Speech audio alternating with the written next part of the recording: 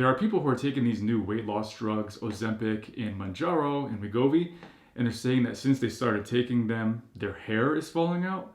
Let's take a look at this article that came out. So in this article, it says the new miracle weight loss jab taking social media by storm may also be causing baldness and sulfur burps.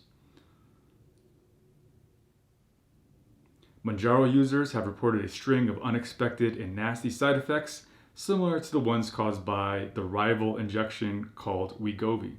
This includes diarrhea, vomiting, and even hair loss. Scattered among numerous accounts of amazing weight loss transformations of up to 100 pounds being shed, people have complained about hair loss, rashes, and digestive issues after taking it. Amanda Staffer from Kentucky posted on TikTok that she had lost 50 pounds while taking Mounjaro.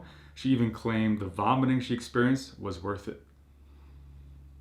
But then in a separate clip, she revealed that she lost fistful clumps of hair while on the medication. Another woman, Allie Owen from Las Vegas, who said she lost 36 pounds using Mounjaro, also reported a digestive side effect that she labeled sulfur burps. In a TikTok video, the dental practice manager said, "It literally woke me up in the middle of the night and I thought we had a gas leak because it smelled so bad, like eggs. It's so gross." Hair loss is not listed as a side effect of Ozempic, but in clinical trials for Wegovy, 3% of people reported hair loss compared to 1% of people who got a placebo. Just remember that Ozempic and Wegovy are the same drug, semaglutide, but the difference is in the dosing. So Ozempic is the lower dose, Wegovy is the higher dose. In the clinical trial for Mounjaro, about 5% had hair loss compared to 1% of those who got a placebo. So Mounjaro, or tirzepatide, it's made by Eli Lilly, and Eli Lilly said in a statement that the hair loss seen in the clinical trial was generally short-lived. They said, quote, "Hair loss is a side effect that has been associated with significant weight loss in many previous clinical trials for obesity treatment." The drugs work by targeting receptors in the body that are involved with producing insulin and regulating digestion. Neither are directly related to hair growth, but more likely related to weight loss that is a result of these drugs. Hair loss during a time of stress, whether it's pregnancy, divorce, or a dramatic weight loss, and hormones related to the menstrual cycle is extremely common. The condition even has its own name, telogen effluvium. In fact, because hair loss is such a common side effect of significant weight loss during a short period of time, people who undergo bariatric surgery or weight loss surgery are usually warned ahead of time of this potential side effect.